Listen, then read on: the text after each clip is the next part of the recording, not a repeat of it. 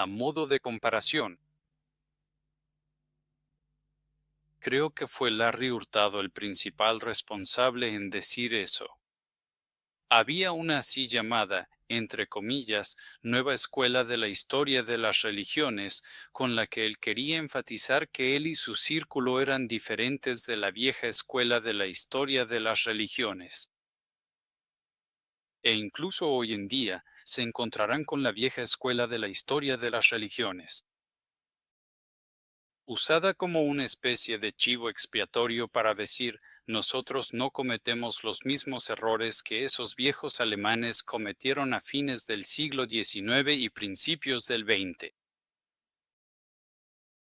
Ellos se equivocaron al afirmar que el cristianismo primitivo fue influenciado por todo tipo de corrientes culturales diferentes, incluyendo la helénica, la persa y la babilónica.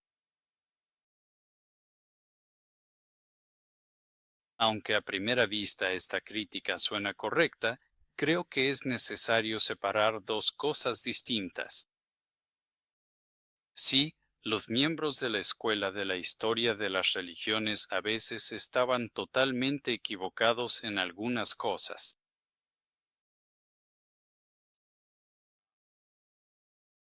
Por ejemplo, la idea de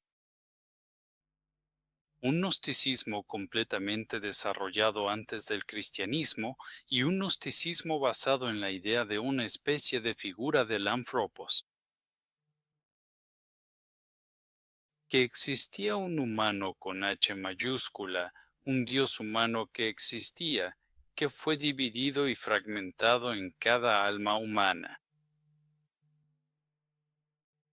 y que este humano divino fue adaptado y adoptado por los cristianos, de modo que afirmaron que Jesús era una encarnación de este humano, etc. Es cierto que muchos cristianos en el siglo II veneraban al humano divino, pero hay muy poca evidencia de que esta figura de Dios humano apareciera.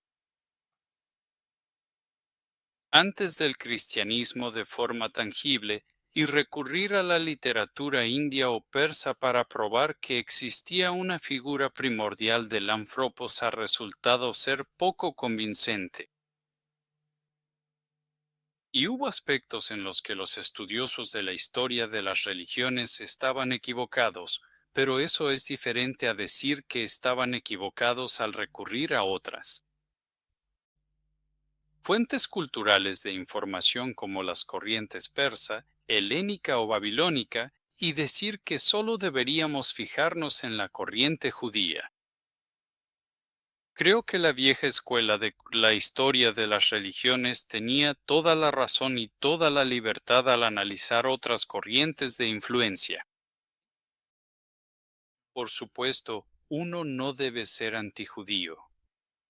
Pero por otro lado, tampoco se puede estar tan enfocado en la corriente judía y descuidar todo lo demás. Lo que yo promuevo en la investigación es un enfoque equilibrado. Porque el mundo antiguo del Mediterráneo era, al menos en algunas áreas, un entorno multicultural,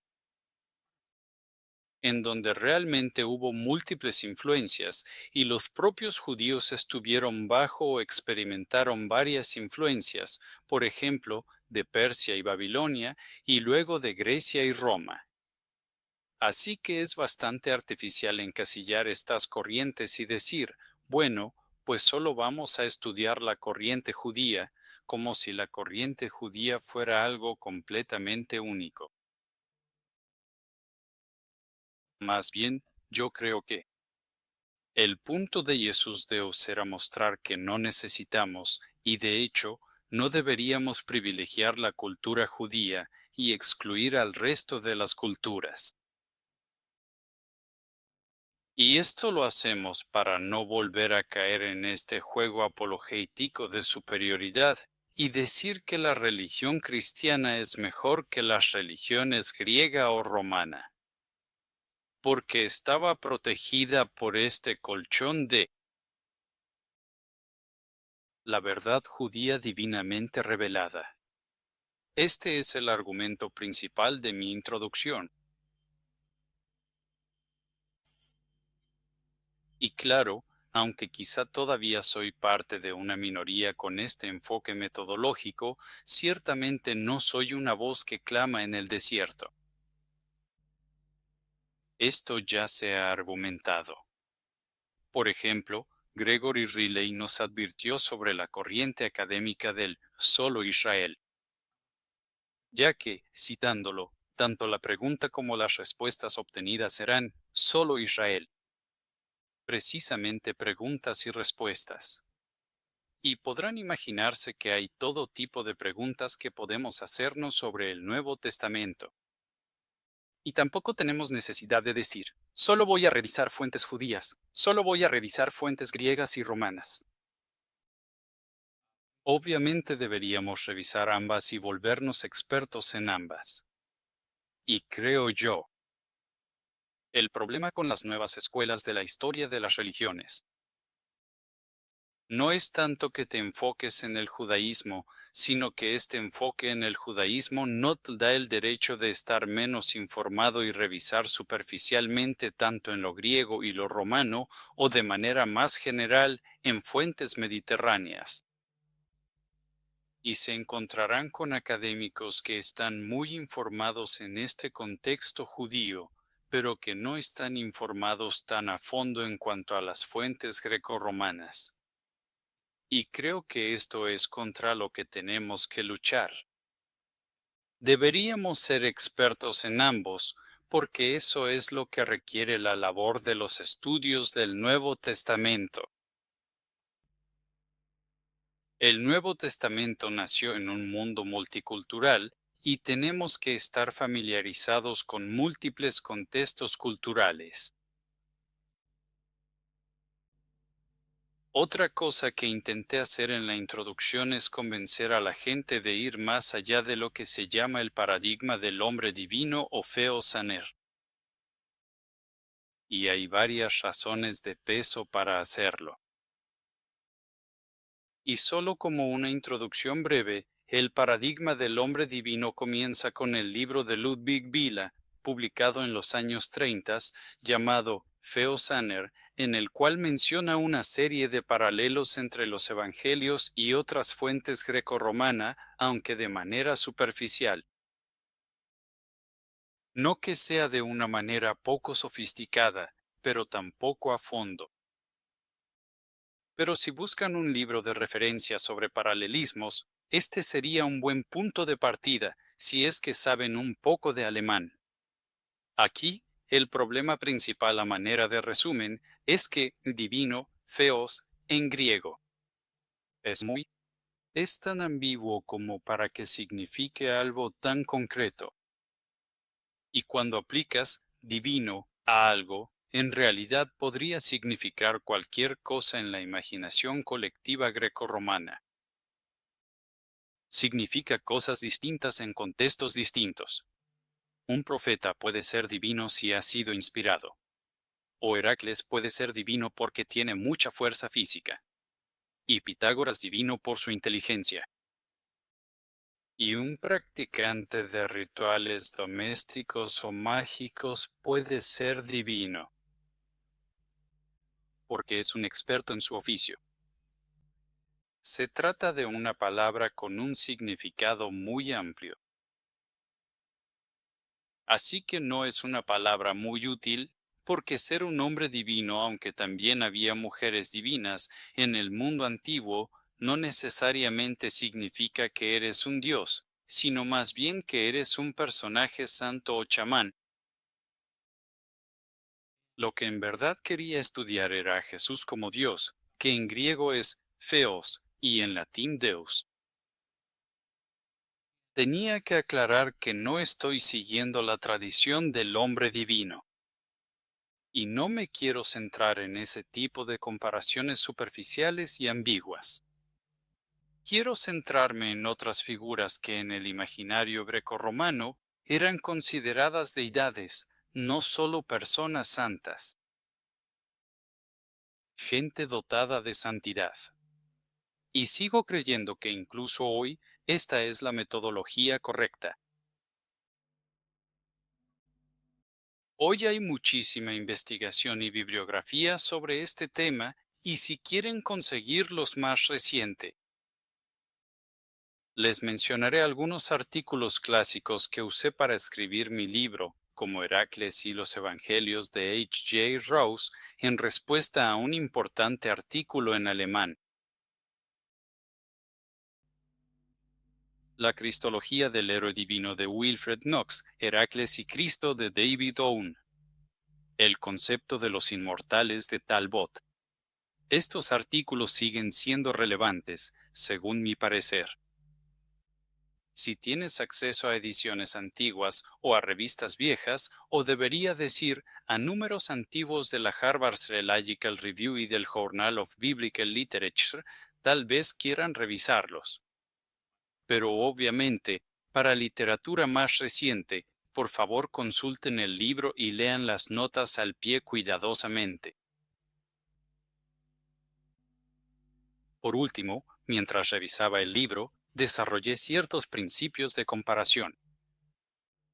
Y lo hice en conversación con otros académicos. No hay absolutamente nada nuevo o innovador aquí, pero los voy a mencionar para que puedan darse una idea de mi enfoque. La comparación, antes que nada, nunca significa identidad. Es decir, cuando comparas dos cosas, nunca son realmente idénticas, aunque sean sumamente parecidas.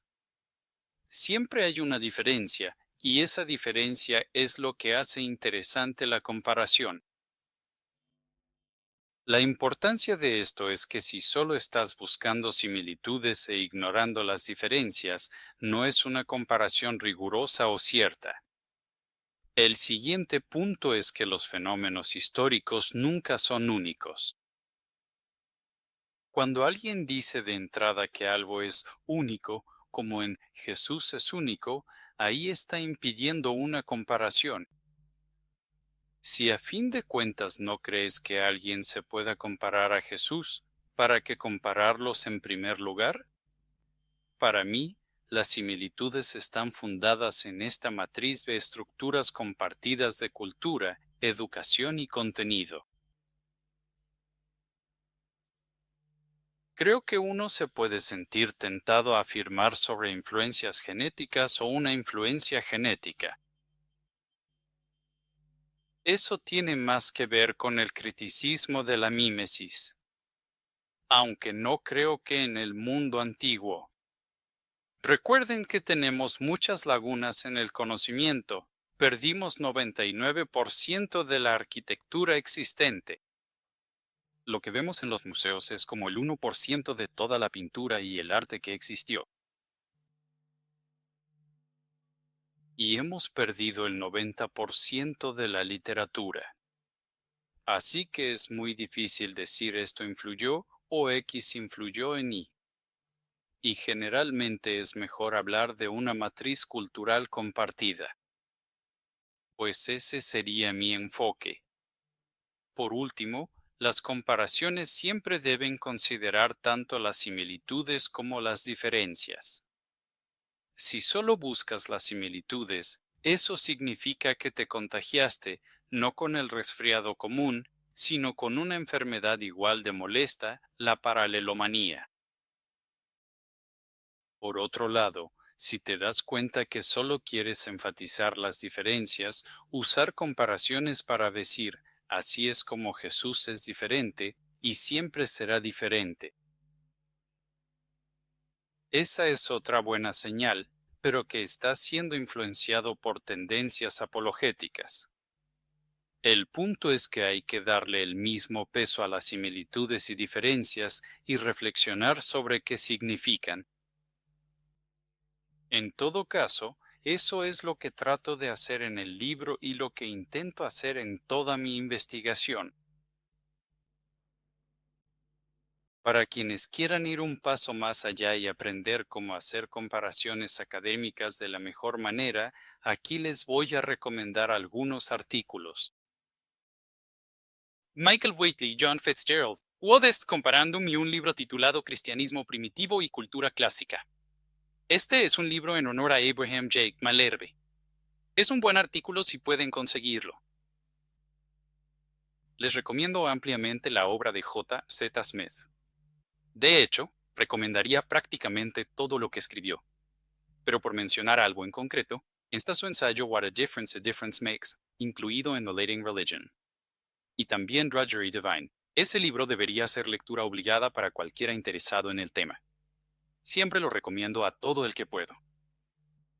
Es bastante corto y está escrito en un lenguaje muy accesible. Y tiene un estilo ingenioso. Aunque un poco más árido, pero también importante, el capítulo The Comparative Method in the Blackwell Companion to the Study of Religion.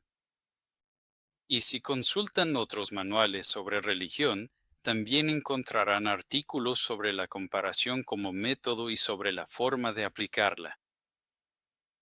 Esa sería mi recomendación. Les agradezco a todos los que han venido y su interés en mi libro. En verdad espero que todos, o casi todos, puedan comprar el libro y leerlo por sí mismos. Para los que quieran ahondar en el tema conmigo, únanse a mi Patreon. El enlace está en la descripción y pueden hacerme preguntas. Me dará mucho gusto colaborar con ustedes en su investigación y aprendizaje. Hasta la próxima. Cuídense.